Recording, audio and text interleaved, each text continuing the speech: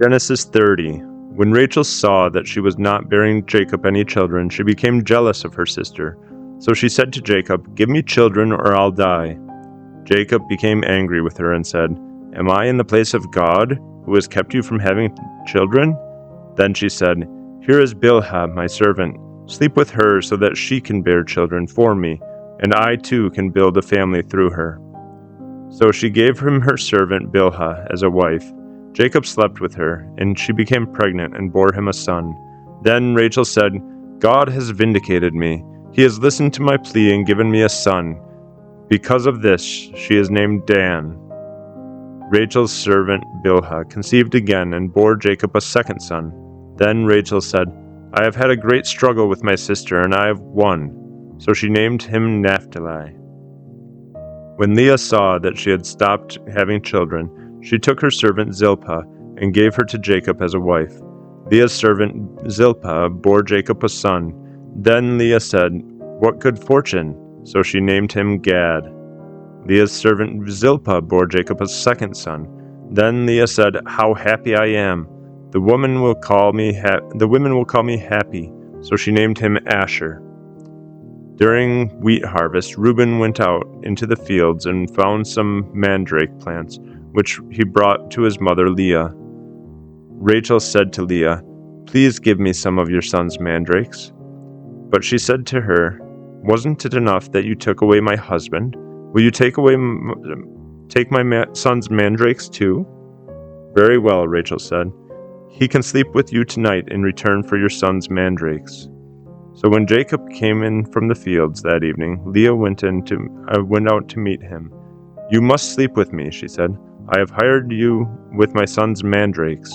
So he slept with her that night. God listened to Leah, and she became pregnant and bore Jacob a fifth son. Then Leah said, "God has rewarded me for giving my servant to my husband." So she named him Issachar. Leah conceived again and bore Jacob a sixth son. Then Leah said, "God has presented me with a precious gift. This time my husband will treat me with honor, because I have borne him 6 sons." So she named him Zebulun. Some time later she gave birth to a daughter and named her Dinah. Then God remembered Rachel. He listened to her and enabled her to conceive. She became pregnant and gave birth to a son, and said, "God has taken away my disgrace." She named him Joseph, and said, "May the Lord add to me another son." Jacob's flock increases. After Rachel gave birth to Joseph, Jacob said to Laban, "Send me on my way so I can go back to my own homeland.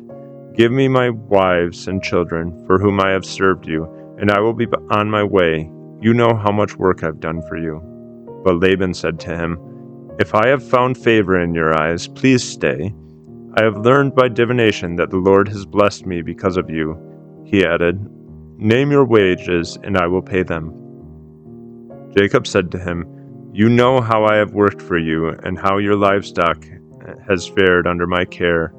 The little you had before I came has increased greatly, and the Lord has blessed you wherever I have been. But now, may I do something for my own household?" "What shall I give you?" he asked. "Don't give me anything," Jacob replied, "but if you will do this one thing for me, I will go on tending your flocks and watching over them. Let me go through all your flocks today and remove from them every speckled or spotted sheep, every dark-colored lamb, and every spotted or speckled goat.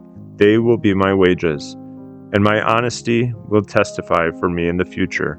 Whenever you check on the wages you have paid me, any goat in my possession that is not speckled or spotted, or any lamb that is not dark-colored, will be considered stolen."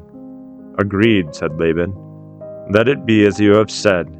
That same day he removed all the male goats that were streaked or spotted, and all the speckled or spotted female goats, all that had white on them, and all the dark-colored lambs, and he placed them in the care of his sons.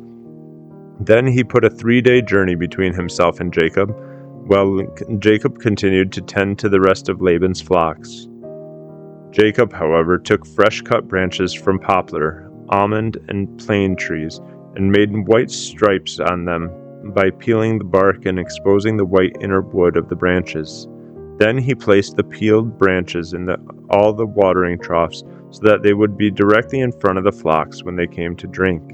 When the flocks were in heat and came to drink, they made it in front of the branches, and they bore young that were streaked or speckled or spotted.